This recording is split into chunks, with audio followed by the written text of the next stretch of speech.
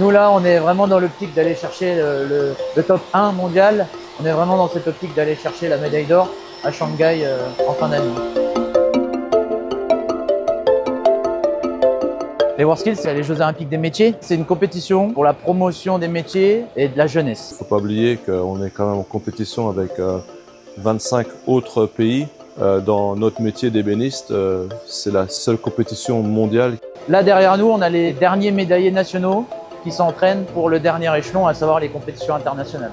Et ils ont 22 heures pour réaliser un meuble de A à Z. C'est-à-dire qu'ils ont un tas de bois au départ et ils doivent rendre le meuble prêt à vernir à la fin des 22 heures. Donc là, on est sur le money time de l'épreuve d'Antonin. Il lui reste 3 heures à réaliser. Donc il est sur les derniers détails. Donc là, il cherche vraiment à aller chercher les petits détails qui ne sont pas forcément visibles pour le visiteur, mais pour nous, les professionnels, c'est ce qu'on regarde jusqu'au bout. Il y a un peu de pression là, on sent qu'il est dans le, on va dire dans le dernier moment et il faut qu'il lâche rien jusqu'au bout. 4, 3, 2, 1, top.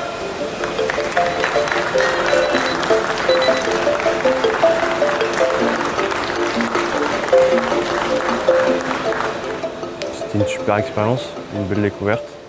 On voit une autre facette du métier. Vraiment aller chercher les petits détails dans le métier. Ils viennent de sortir de l'hôtel, de se réveiller et là on va faire un petit réveil musculaire. Bon allez, on est parti ? Yes.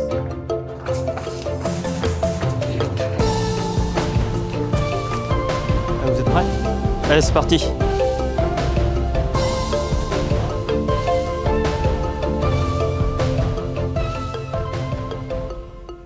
Cette semaine, elle est axée justement sur un entraînement type international, donc à savoir une répartition des 22 heures de travail sur 4 jours.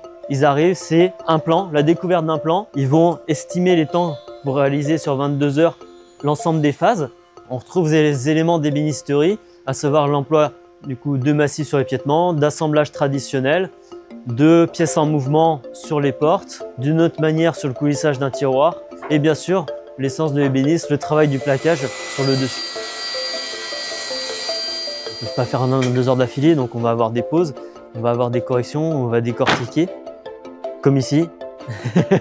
Voilà, là c'est une pièce qui vient d'être déposée, on va du coup noter les assemblages avant collage et après on va faire un débrief. La force justement de faire ces semaines de stage, c'est qu'on va faire cette correction pour décortiquer qu'est-ce qui ne va pas, pourquoi il peut avoir ces défauts-là, comment on peut l'améliorer, comment les corriger. Et après, tu rajoutes les cales. Oui. Ouais. Tu perdais 2 minutes avec les cales et tu gagnais en points. Au niveau de la préparation, effectivement, il faut préparer techniquement son travail. On a aussi pas mal de prépa, on va dire mentale et physique, pour aussi tenir sur la durée. Un concours international, c'est relativement intense, donc c'est important aussi d'être préparé physiquement, moralement et mentalement pour pouvoir tenir sur la durée. Dans l'esprit, on est sur l'excellence du métier, donc on cherche vraiment à avoir des jeunes qui se donnent à fond pour exploiter leur potentiel et surtout ça reste quand même quelque chose de très humain. On est là aussi pour accompagner les jeunes seront là aussi pour retransmettre au suivant. Il y a une vraie notion de transmission.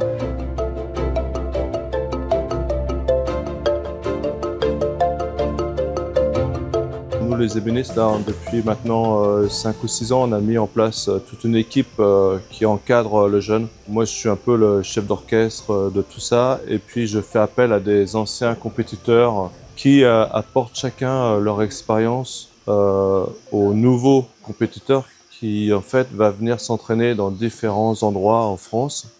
Quand on est tout seul dans un atelier, c'est dur de progresser, je vais dire, et de se motiver. Donc là, le fait qu'on soit à 3 et qu'on voyage, on va dire, un peu dans toute la France, dans divers centres de formation, ça nous motive, je pense. Top, c'est parti. Nous, les 3 qu'on est ici, on essaie de s'échanger un peu les techniques. Donc on a un peu tous les mêmes tips. Sinon, en fait, on a un espace qui est vachement réduit et on essaye de tout faire sur notre espace et d'aller le moins possible aux machines sur un parc machine pour gagner le plus de temps. La victoire, ça se joue à rien, je pense. C'est un détail qui tient à rien, ouais. Il faut essayer de se mettre dans sa bulle et vraiment être concentré sur son travail et pas ce qui se passe autour. Et sans oublier de regarder autour ce qui se passe quand même pour pas se blesser, etc. Mais vraiment mettre dans son meuble étape par étape.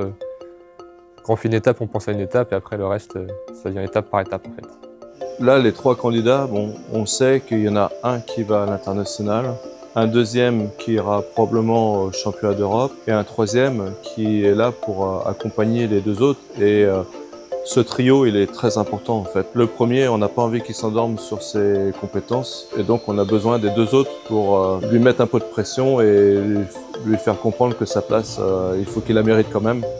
On a des tempéraments très différents entre chaque candidat. Et donc en fait, chacun le vit un peu différemment, mais sur le coup de la compétition, il y a beaucoup de pression, beaucoup d'envie et surtout l'envie de bien faire, ce qui est normal vu qu'ils sont tous motivés à faire de leur mieux. Et après, après la compétition, c'est surtout un sentiment de fierté et surtout d'avoir accompli quelque chose qui au départ les faisait rêver quand ils ont vu les candidats précédents passer.